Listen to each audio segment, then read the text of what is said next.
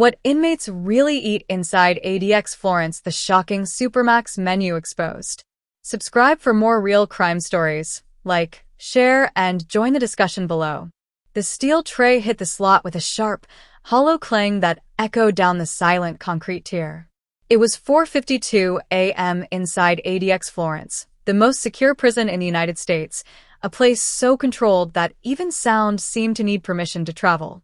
Inside one of the narrow, windowless cells, an inmate stared at the meal waiting on the floor. 2 slices of bread, pale and damp at the edges. A scoop of beans, still half cold. A piece of fruit with a soft brown bruise spreading across one side. He pushed the tray slightly with the toe of his government-issued boot and noticed it. The thin web of greenish fuzz creeping along the corner of the bread. Mold.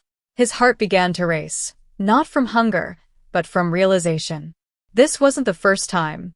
But this time it wasn't small. The mold bloomed like a warning signal. He slammed the tray against the door. "Food's rotten," he shouted, his voice swallowed by the thickness of the walls. "You're trying to poison us in here?" Other voices, distant but awake, began to rise down the row of isolated cells. "Mine too. It stinks. Look at the beans." A corrections officer moved quickly along the tier, boots thudding over concrete. The small window on the steel door slid open. "Step back from the door," the officer ordered. The inmate didn't move. "You need to step back now." In ADX Florence, disobedience could mean punishment, restraints, loss of privileges, or worse, extended isolation. And in a place where prisoners already spent 23 hours a day in solitary confinement, punishment was something deeper than pain. It was silence. It was nothingness.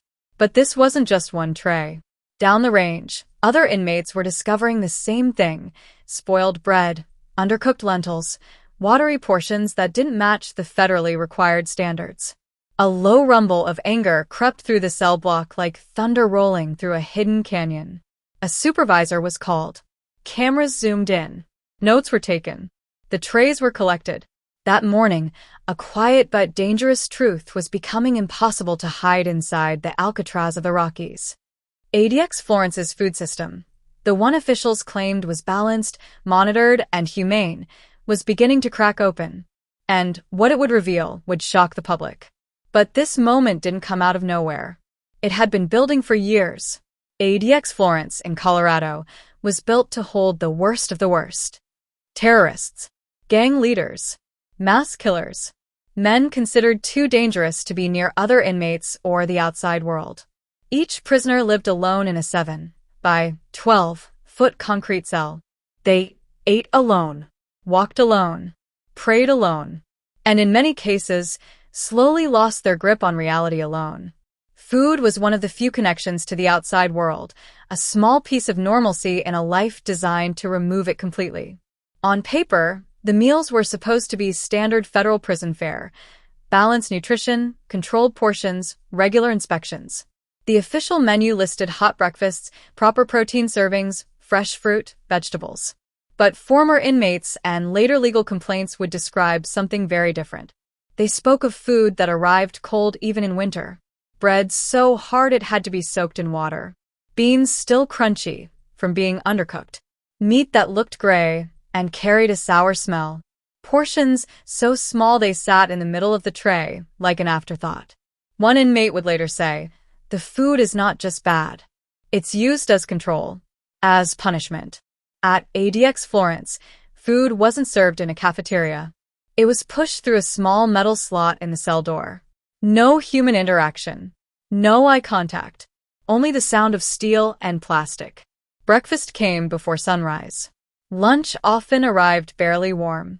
Dinner was early, so early that men would lie for hours in the dark with empty stomachs, waiting for morning to come. Many inmates began filing complaints. Quiet ones at first. They told their lawyers. They wrote grievances. They asked for kitchen inspections. They claimed weight loss, dizziness, fatigue.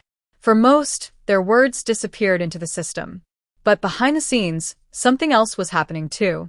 Kitchen workers, also inmates from lower security facilities brought in on special handling, had begun to notice the same issues.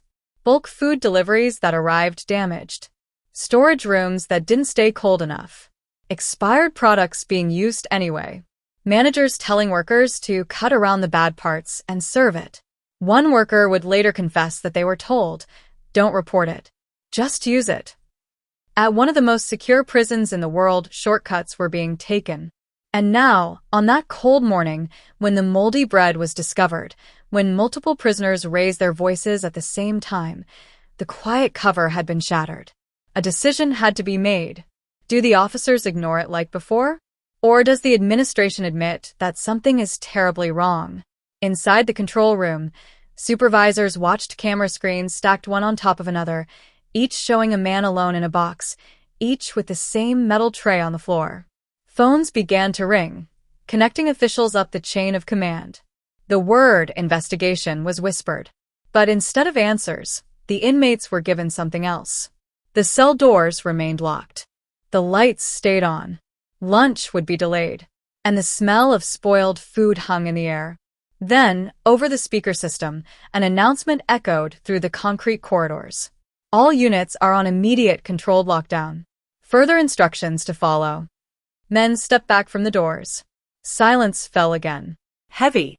Crushing. Prepared. But in those narrow cells, as the minutes stretched into an hour, a cold realization settled in. If the food was compromised, what else inside this fortress was rotting too?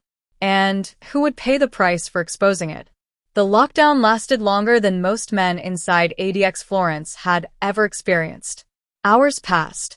The fluorescent light above the cell never dimmed. The same tray, the same ruined bread, cold beans, bruised fruit, sat untouched on the concrete floor, like evidence from a quiet crime scene. For the first time in a long time, food was not about hunger. It was about proof.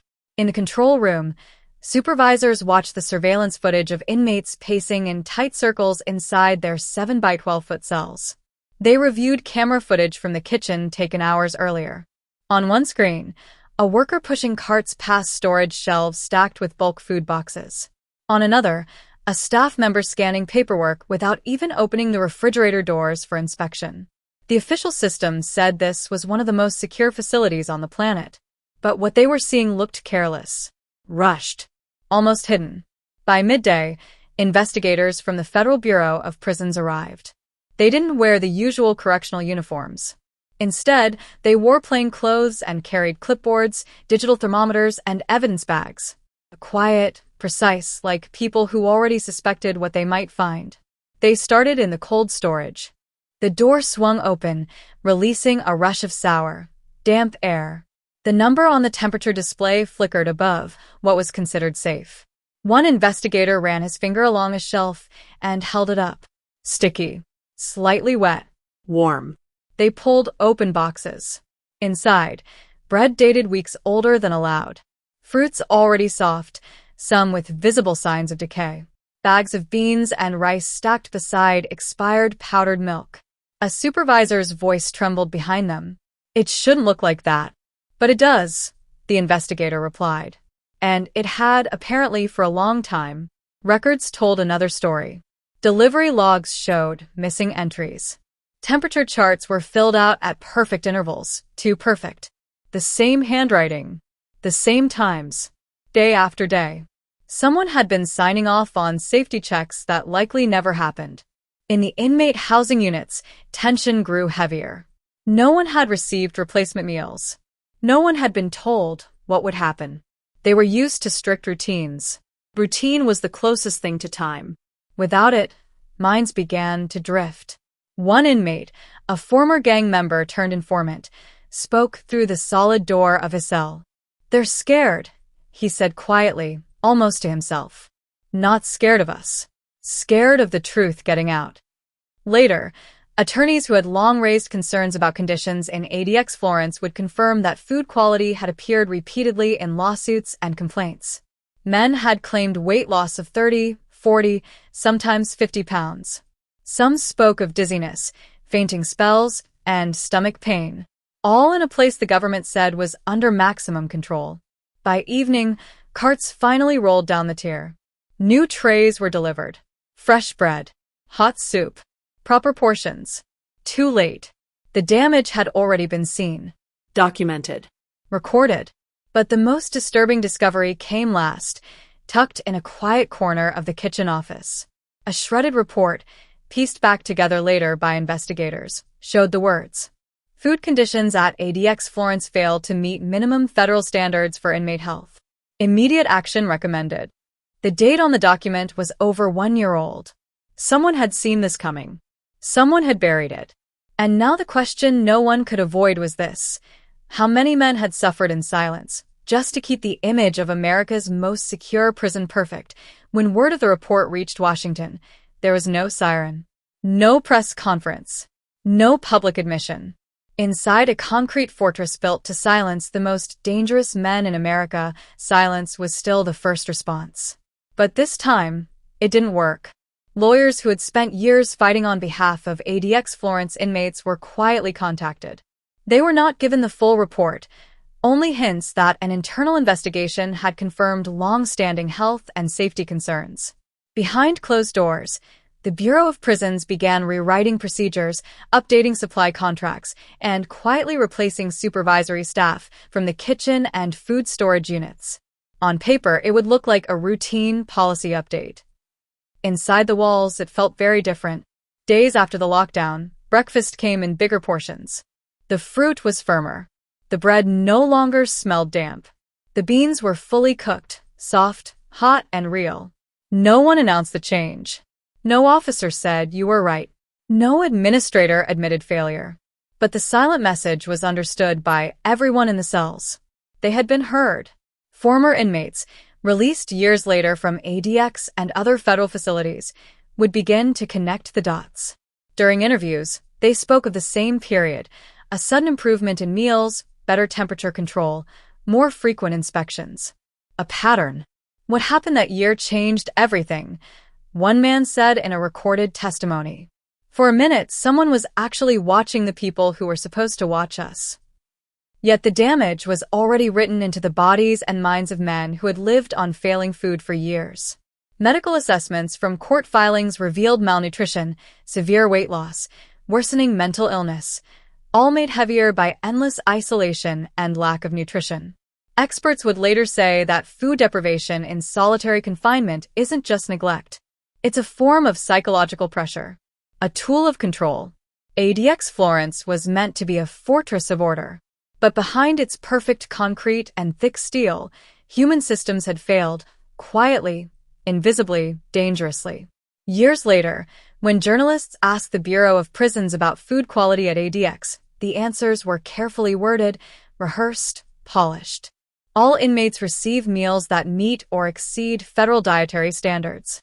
But they never spoke about the lockdown, the mold, the hidden report, the trays left rotting on concrete floors. Inside one of those now quiet cells, a different inmate sat with a new tray in front of him. It was warm. It was clean. It was enough. He looked at it for a long moment, then ate slowly. Not because he suddenly trusted the system, but because he knew what had happened when they finally stopped trusting it first.